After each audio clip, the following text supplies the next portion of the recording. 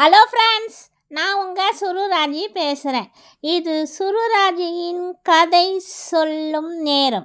அர்ஜுனனின் தீர்ப்பு என்ற நாவலிருந்து 41 பாகம் சொல்லியிருக்கேன்.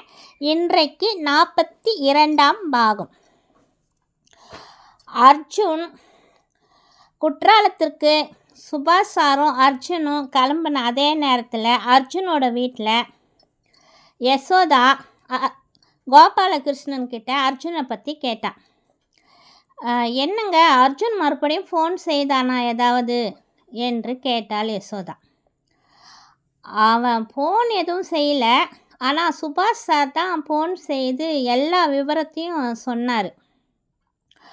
அர்ஜுனனும் சுபாஷ் சாரும் இப்போ குற்றாலத்துக்கு தான் போய்கிட்டு இருக்காங்க என்றார் கோபாலகிருஷ்ணன்.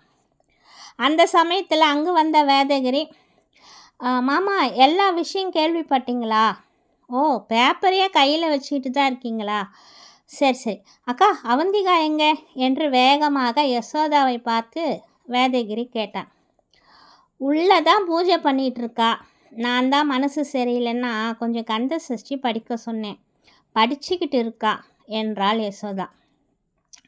அந்த சமயத்தில் அங்கே வந்த விமலா அத்தையும், அந்த பொண்ணு அவந்திகாவை நினச்சா உண்மையிலே என் மனசுக்கே ரொம்ப கஷ்டமாக தான் இருக்குது. அவந்திகாவோட அண்ணாவுக்கும் அக்காவுக்கும் இப்படி ஒரு நிலைமை ஏற்பட்டு இருக்க வேணாம். உண்மையிலே அந்த குடும்பம் ரொம்ப நல்ல குடும்பமாக தான் இருந்திருக்கு என்று சொல்லிட்டு கண் கலங்கினாள் விமலா அத்தை. ஆமாம், இன்னும் எத்தனை நாளைக்கு தான் அவளுக்கு எதுவும் சொல்லாமல் நம்ம மூடி மறைக்க முடியும்? அர்ஜுன் வேறு 2-3 நாளாக வீட்டுக்கே வரலை. அவன் எங்கே எவ்வளோ வேதனைப்பட்டுக்கிட்டு அங்கே இருக்கானோ தெரியல என்று அழுதாள் யசோதா. நல்ல வேலைக்கா மாமா, அர்ஜுன் நம்ம வீட்டுக்கு செக்யூரிட்டி ஏற்பாடு பண்ணியிருக்கான். இல்லைன்னா எத்தனை பேர் நம்மக்கிட்ட வந்து கேள்வி மேலே கேள்வி கேட்டிருப்பாங்க என்றார் வேதகிரி. சரி யசோதா, நீ உள்ளே போ. அர்ஜுன் வீட்டுக்கு வர வரைக்கும் அவந்திகாவுக்கு எந்த விஷயமும் தெரியக்கூடாது. தப்பி தவறி யாரும் டிவி கூட போட்டுறாதீங்க. இந்த நியூஸ் பேப்பரையும் அவந்திகா கண்ணில் படாமல் எங்கேயாவது மறைச்சி வை என்று யசோதாவின் கையில் நியூஸ் பேப்பரை தந்தார் கோபாலகிருஷ்ணன். ஆமாங்க்கா, மாமா சொல்கிறது கரெக்டு தான், அப்படியே செய் என்றார் வேதகிரி. டிவியே கதின்னு இருந்த கோபாலகிருஷ்ணன் டிவி பக்கம் கூட திரும்பி பார்க்காம இருக்கார். குற்றாலத்துக்கு அர்ஜுனனும் சுபாஷும் போய் சேர்ந்தாங்க. அங்கிருந்த லோக்கல் போலீஸ் ஸ்டேஷன் இருந்த அதிகாரிகளிடம் விவரத்தை கூறி அவர்களின் உதவியுடன் கௌசல்யா குறிப்பிட்டு சொன்ன அந்த சம்பவம் நடந்த கட்டிடத்துக்கு சென்றார்கள். அங்கே குற்றாலத்தில் புதிதாக கட்டப்பட்ட அந்த கட்டிடத்தில் மிக பெரிதாக கட்டப்பட்ட செப்டிக் டேங்க் தொட்டியோட மூடி கொஞ்சமாக உடைக்கப்பட்டு ஆட்கள் 2 பேர் அந்த செப்டிக் டேங்க்குள்ளே இறங்க ஆரம்பித்தாங்க. சுபாஷும் அர்ஜுனனும் தங்களுடைய முகத்தை கர்ச்சிப்பால் மூடிக்கொண்டே அவர்களிடம், பார்த்து ஜாக்கிரதையாக உள்ளே போய் பாருங்க அப்படின்னு சொன்னாங்க. கொஞ்ச நேரத்தில் உள்ளே இருந்து குரல் வந்தது. சார், நீங்கள் சொன்ன மாதிரியே 2 டெட் பாடி இருக்குது. ரொம்ப மோசமாக சதைஞ்ச நிலையில், பாதி எலும்பு கூடும் சதையமாக இருக்குது சார். நீங்கள் ஏதாவது ஒரு பெரிய பலகையை கீழே அனுப்பினா அதில் இந்த 2 டெட் பாடிகளை மேலே தூக்கி வச்சிடலாம். நீங்கள் மேலே கயிறு கட்டி அந்த டெட் பாடியை அங்கே இருக்கிறவங்க தூக்கி மேலே வச்சிடுவாங்க அப்படின்னு கீழே இருக்கிறவங்க சொன்ன உடனே சரி அப்படின்னு சொல்லிட்டு ஒரு பெரிய பலகை அந்த தொட்டிக்குள்ளே அனுப்பப்பட்டு கொஞ்ச நேரத்துலலாம் மிகவும் துர்நாற்றத்தோட 2 சடலங்கள் ரொம்ப அருவருப்புத்தக்க நிலையில் சிதைந்த நிலையோட அந்த பலகை மேலே வச்சு மேலே எடுத்துக்கிட்டு வந்து வச்சாங்க. அதை பார்த்த அர்ஜுனனுக்கு அப்படியே கும்மட்டி கொண்டு வந்தது. கொஞ்சம் தூரம் போயிட்டு அப்படியே வாந்தி எடுக்க ஆரம்பித்தான். அந்த நிலமையில் அந்த சடலங்களை பார்க்க முடியாமல் அப்படியே கண் கலங்கி அழுதான் அர்ஜுன். அர்ஜுன், என்ன இது, நீ ஒரு போலீஸ்காரன்றதே மறந்துட்டேன். இதே போல் எத்தனை சடலங்களை நம்ம பார்த்து இருப்போம். தயவு செஞ்சு அழாத என்றார் சுபாஷ். இல்லை சார், என்னால் அழாமல் இருக்க முடியல. இவங்கள நான் இது வரைக்கும் பார்க்காம இருந்திருக்கலாம். ஆனால் அவர்கள் 2 பேரும் அவந்திகாவோட கூட பிறந்தவர்கள் அப்படின்னு நினைக்கும்போது அதை நினச்சாதான் என் மனசுக்கு ரொம்பவே வேதனையாக இருக்குது. சரி, நீங்கள் உடனே அந்த சடலங்களை போஸ்ட்மார்ட்டத்துக்கு அனுப்பிவிடுங்க. என் மனசுக்கு ரொம்பவே கஷ்டமாக இருக்குது என்று சொல்லிட்டு கொஞ்சம் தள்ளி சென்று நின்றான் அர்ஜுன். அதுக்கப்புறம் அந்த 2 டெட் பாடிகளையும் போஸ்ட்மார்ட்டத்துக்கு அனுப்பி வச்சாங்க. கொஞ்ச நேரத்துக்கு அப்புறம் அர்ஜுனனும் சுபாஷும் அங்கே இருந்த ஆஸ்பத்திரியில் பிரேத பரிசோதனை செய்த டாக்டர்கிட்ட 2 பேரும் பேசிக்கிட்டு இருந்தாங்க. அப்போ அந்த டாக்டர் சொன்னார், சார், அந்த பையனை ரொம்ப கொடூரமான முறையில், குறிப்பாக அவன் உயிர் நாடியிலே அடித்து கொன்று இருக்காங்க.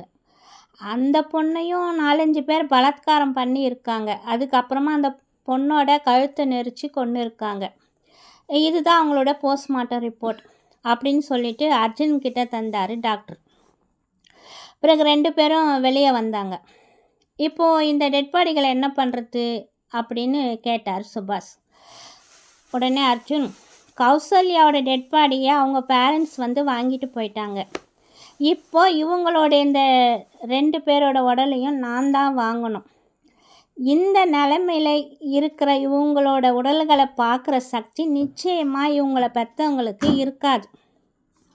அதே சமயத்தில் அவந்திகா கிட்டேயும் நான் எதையும் சொல்ல போகிறதில்ல.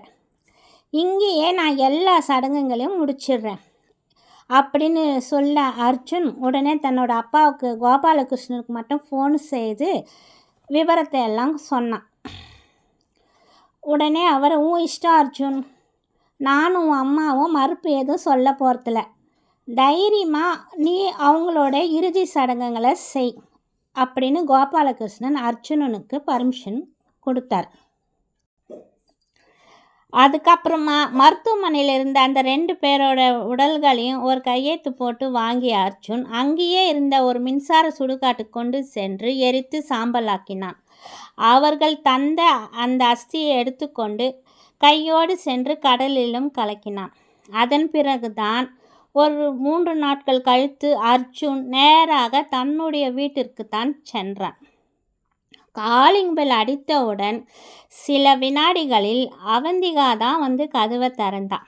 அவளை பார்த்த அர்ஜுன், ஏய் நீயா, மணி 2 ஆகுது, நீ இன்னும் தூங்காமல் முழிச்சிட்ருக்க என்று ஆச்சரியமாக கேட்ட அர்ஜுனனை அப்படியே கட்டி அணைத்து கொண்டு அழுதாள் அவந்திகா. அவந்திகாவின் இந்த செயலால் கடந்த 3-4 நாட்களாக அர்ஜுன் பட்ட கஷ்டங்கள் எல்லாமே அவனுக்கு மறந்தே போனது. அப்படியே அவனும் அவந்திகாவை கட்டி அணைத்து கொண்டே மெதுவாக கதவை மூடி தாப்பால் போட்டான் அர்ஜுன். அவளை மேலும் இறுக்கமாக அணைத்து கொண்டே உள்ளே அறைக்குள் செல்ல பார்த்தவன் அதற்குள் சட்டென்று அவந்திகா அவனிடமிருந்து விலகி அவனை நோக்கி, என்னோட அப்பா அம்மா எங்கே? உங்கள் கூட இருக்கிறது தானே அத்தை சொன்னாங்க. நீங்கள் ஏன் இத்தனை நாள் கழித்து வந்திருக்கீங்க? அவங்க எங்கே இருக்காங்க? நான் அவங்கள பார்க்கணும். இன்றைக்கே என்ன நீங்கள் கூட்டிகிட்டு போய் அவங்கக்கிட்ட விடுங்க. நீங்கள் தானே அன்றைக்கே என்ன சொன்னீங்க, என்னை அழைச்சிக்கிட்டு போய் அவங்கள பார்க்க காட்டுறேன்னு சொல்லிட்டு அப்படின்னு சொல்லிட்டு மேலும் அழ ஆரம்பித்தான். உடனே அர்ஜுன், சரியா போச்சுப்போ, மறுபடியும் பழையபடியாக ஆரம்பிச்சிட்டாளா என்று நினைத்து கொண்ட அர்ஜுன், நான் தான் சொன்னேன் அவந்திகா, கொஞ்ச நாள் அவங்கள விட்டு நீ பிரிஞ்சு இருன்னு அப்படின்னு சொல்லிக்கிட்டே தன்னுடைய அறைக்கு அவளை அழைத்து கொண்டு சென்றான். அங்கே அத்தை விமலா அத்தை கட்டிலில் படுத்து கொண்டிருப்பதை பார்த்துவிட்டு, என்ன இது, அத்தை இங்கே படுத்துட்ருக்காங்க என்று கேட்டான். கடந்த 3-4 நாட்களாகவே அத்தை என் கூட தான் படுத்துக்கிட்டு இருக்காங்க என்று கூறினாள் அவந்திகா. அது சரி, இப்போ நான் எங்கே படுத்து தூங்குறது என்று சொல்லி கொண்டிருக்கும் போதே யசோதா அவனுடைய அறைக்குள் வந்தாள். வா அர்ஜுன், எப்போ வந்த? ஏதாவது சாப்பிட்றியா? சாப்பாடு எடுத்து வைக்கட்டுமா என்று கேட்டாள். அதெல்லாம் எதுவும் வேண்டாம்மா, 4-5 நாளாகவே நான் சரியாக தூங்கலை, எனக்கு இப்போது ரொம்ப பயங்கரமாக தூக்கம்தான் வருது, தயவு செஞ்சு அத்தையை எழுப்பி உங்கள் ரூமுக்கு அழைச்சிக்கிட்டு போங்க, நானும் அவந்திகாவும் இந்த ரூமில் படுத்துக்கிறோம் என்று சொன்னான் அர்ஜுன். உடனே யசோதா, ஏண்டா நீ பேச மாட்ட, நீ ஏன் பேச மாட்ட, அதெல்லாம் எதுவும் வேண்டாம், நீ உடனே உங்கள் அப்பா ரூமுக்கு போ, அவர் கூட படுத்துக்கோ என்றாள் யசோதா. மா என்னம்மா நீ ப்ளீஸ்மா என்று கூறிய அர்ஜுனனை பிடித்து இழுத்து கொண்டே அவளுடைய கணவர் ரூமுக்குள் அழைத்து சென்றாள் யசோதா.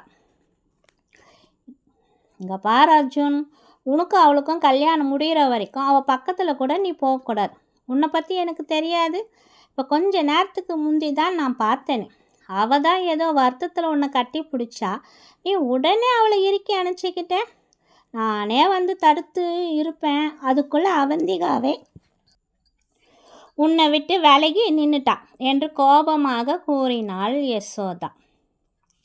அப்போ எல்லாத்தையும் பார்த்துக்கிட்டு தான் நீ இருந்திருக்க, சரியான ஆளுமா நீ என்று அர்ஜுன் யசோதாவிடம் கோபமாக கூறினான்.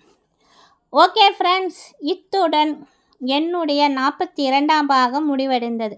மீண்டும் உங்களை அடுத்த பாகத்தில் சந்திக்கும் வரை உங்களுடன் விடைபெறுவது உங்கள் சுருராஜ். இது சுருராஜியின் கதை சொல்லும் நேரம். பாய்.